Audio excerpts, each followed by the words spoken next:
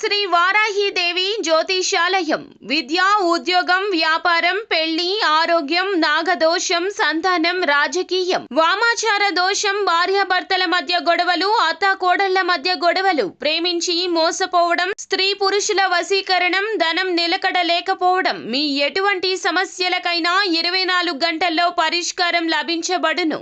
Number 1 వశీకరణ specialist Pandit Pawan Namboodiri, Kerala తాంత్రిక గురువు గారు. Phone number 9043637512.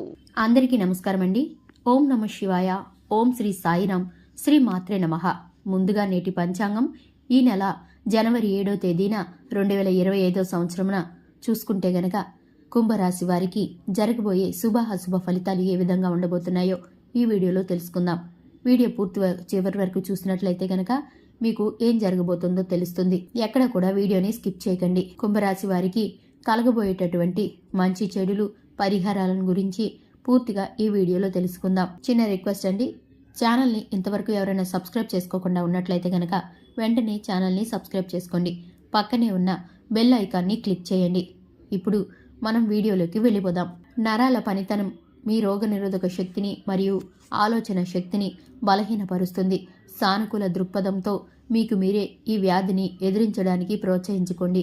మీరు ఈరోజు అద్భుతమైన వ్యాపార లాభాలని పొందుతారు.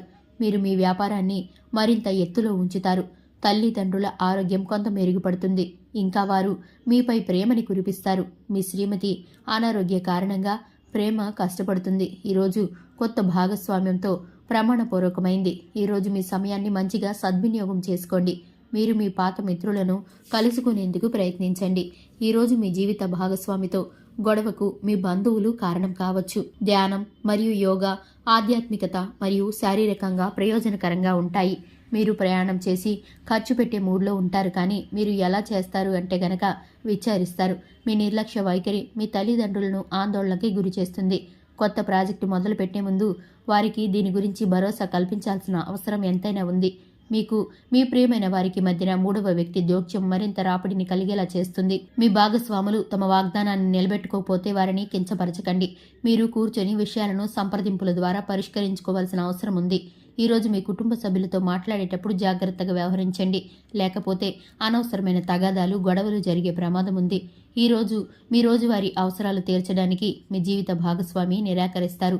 దాంతో అది చివరికి మీ మూడ్ని పాడు చేయగలదు. మీకు అదనంగా మిగిలిన సమయంలో మీరు మీ అభిరుచులకు అనుగుణంగా లేదా స్నేహితులతో గడపండి.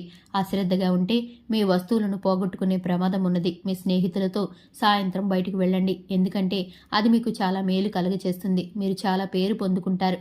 వ్యతిరేక లింగం వారిని సులువుగా ఆకర్షిస్తారు. ఈ రోజు మీరు కార్యాలయంలో పనిచేయడానికి ఇష్టపడరు. మీరు ఒక డైలమాను ఎదుర్కొంటారు. ఇది మిమ్మల్ని పని చేయడానికి సహకరించదు.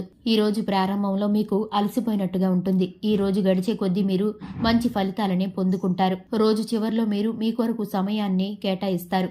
ఈ సమయాన్ని మీరు మీకు బాగా దగ్గర వారిని కలవడానికి వినియోగిస్తారు. వైవాహిక జీవితం అంటే పూర్తిగా కొట్లాట్లమయమని కొందరు అనుకుంటారు, కానీ ఈ రోజు మాత్రం మీకు అంతా పూర్తిగా చక్కగా పవిత్రంగా కొనసాగిపోతుంది.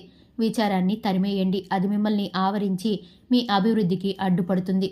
ఇతరుల యొక్క సహాయ సహకారాలు లేకుండా మీరు ఈరోజు ధనార్జన చేయగలుగుతారు.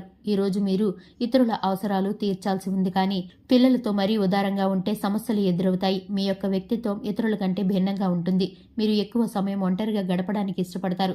ఈరోజు మీకు ఖాళీ సమయం దొరుకుతుంది, కానీ మీరు మీ యొక్క కార్యాలయ పనులకు ఆ సమయాన్ని ఉపయోగిస్తారు. చూశారు కదండి, ఇది ఇవాల్టి వీడియో నచ్చితే గనక లైక్ చేయండి. వీడియోని ఫ్రెండ్స్ అండ్ ఫ్యామిలీ మెంబర్స్కి షేర్ చేయండి. మన ఛానల్ని సబ్స్క్రైబ్ చేసుకోండి.